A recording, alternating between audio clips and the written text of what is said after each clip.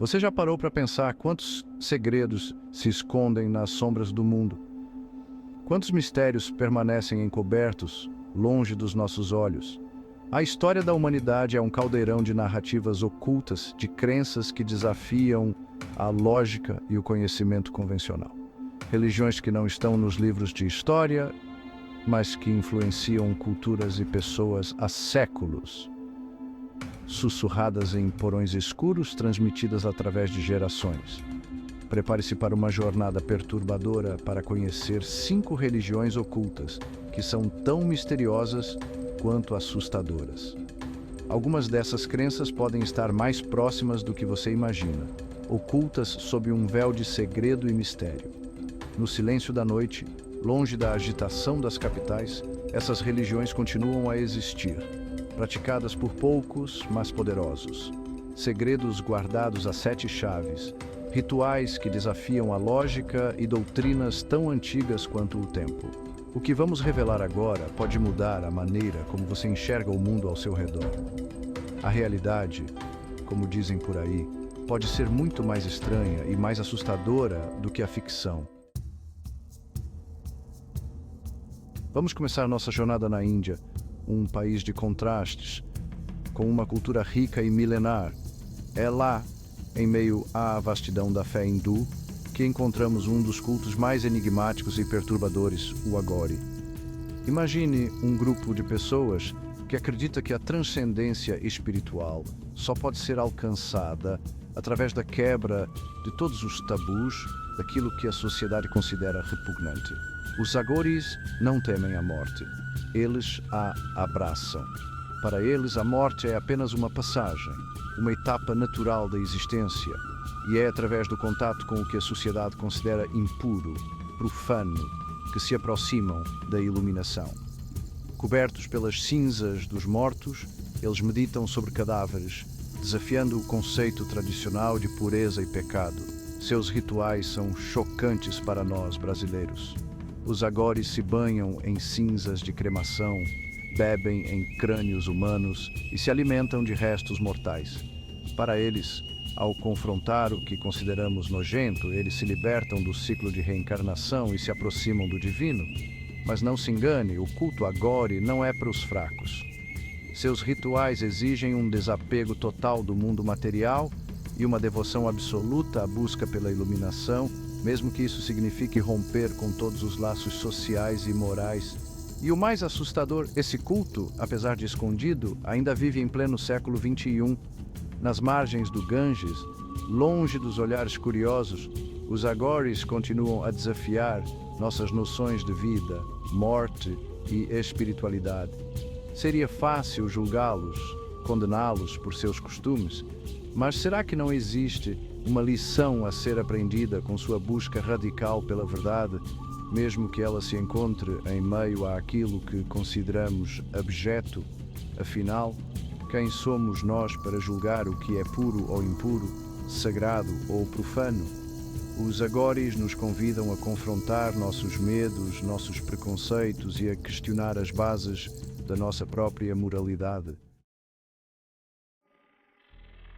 Agora, imagine-se nas profundezas das florestas da África Ocidental, um lugar onde a mata guarda segredos ancestrais e onde a linha entre o homem e o animal se torna tênue. É nesse cenário que encontramos a sociedade leopardo, uma das mais secretas e perigosas do continente. Seus membros acreditavam que podiam se transformar em leopardos, assumindo a força e a ferocidade do animal para realizar seus rituais sangrentos. Imagine o terror de dar de cara com uma criatura metade homem, metade fera, nas sombras da noite. A sociedade leopardo não é apenas lenda, ela foi documentada até o século XX. Os relatos são de arrepiar, com caçadas noturnas onde seus seguidores, tomados por espíritos felinos, perseguiam suas vítimas sem dó. As marcas das garras eram deixadas nos corpos, como uma assinatura macabra, um aviso de que a selva tinha seus próprios guardiões e que ninguém estava a salvo de sua fúria. Mas o que levava pessoas a se juntarem a uma seita tão brutal?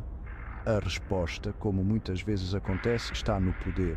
A sociedade leopardo oferecia a seus membros a ilusão de controle, a promessa de se tornarem predadores no topo da cadeia alimentar. Em uma sociedade onde a vida era difícil e a morte era uma presença constante, a promessa de poder, mesmo que envolta em sangue e terror, podia ser irresistível. A sociedade leopardo nos mostra o lado obscuro da natureza humana, a capacidade para a violência e a crueldade que existe em cada um de nós. É um lembrete de que a civilização é uma camada fina e que por baixo dela os instintos primitivos ainda nos espreitam.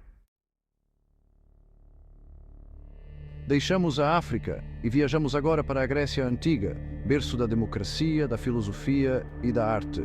Mas por trás da beleza e da razão escondia-se um lado obscuro, um culto que celebrava o êxtase, a loucura e a libertação dos sentidos, o culto de Dionísio.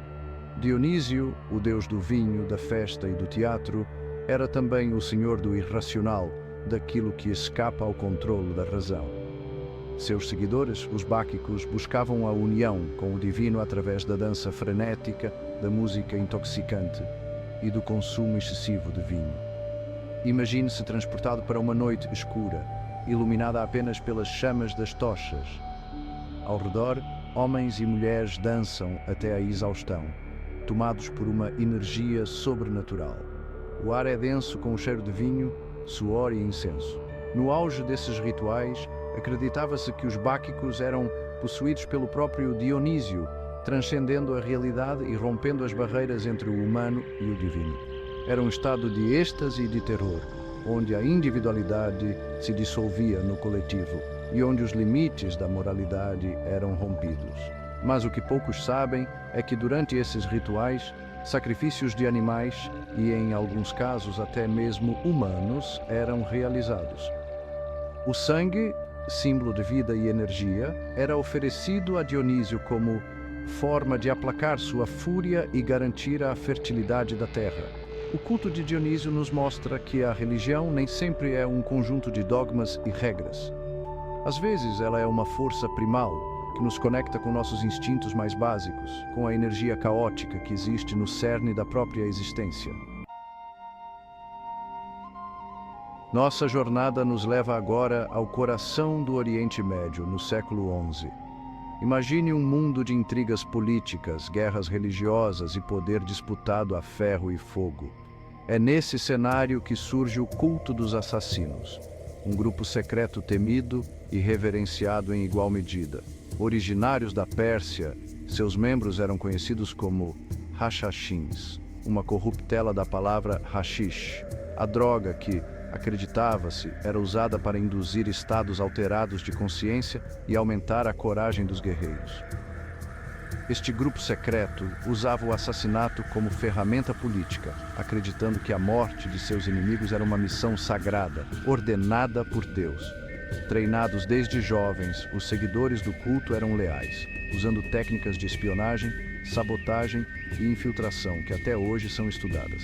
Imagine a figura enigmática de um Hashashin movendo-se nas sombras, sempre pronto para cumprir as ordens de seu mestre. Sua lealdade era absoluta, seu desprezo pela morte inabalável. Para eles, o paraíso os aguardava, repleto de prazeres e delícias. Os alvos dos assassinos eram figuras-chave: reis, príncipes, generais, líderes religiosos. Ninguém estava a salvo de sua lâmina.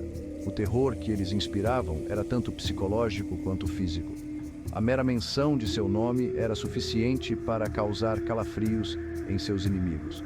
Mas o que mais assusta é como eles acreditavam estar servindo a um propósito divino.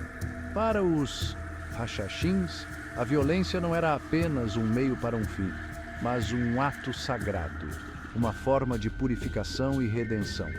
O culto dos assassinos nos mostra o poder da crença, a capacidade que a fé tem de levar pessoas a cometerem atos terríveis em nome de algo que consideram maior que elas mesmas. Nossa última parada nos leva de volta ao Egito Antigo, um lugar de mistérios e magia onde a sabedoria dos antigos se misturava com o poder dos deuses. É lá, nas margens do Nilo, que encontramos a Fraternidade da Serpente, um grupo secreto que se acredita existir desde os primórdios da civilização.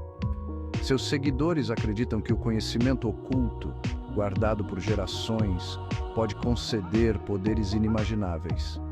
Rituais de invocação, sacrifícios e adoração à serpente, símbolo da sabedoria e da imortalidade, são a base de suas crenças. Imagine câmaras secretas, iluminadas por tochas bruxuleantes, onde sacerdotes encapuzados realizam rituais ancestrais, buscando desvendar os segredos do universo e transcender os limites da vida e da morte. Dizem que a Fraternidade da Serpente influenciou faraós, sábios e magos ao longo da história, transmitindo seus conhecimentos em segredo, de mestre a discípulo. Seus membros, dizem, ocupam cargos de poder em governos e corporações, controlando o destino da humanidade por trás das cortinas. Mas o que eles realmente querem?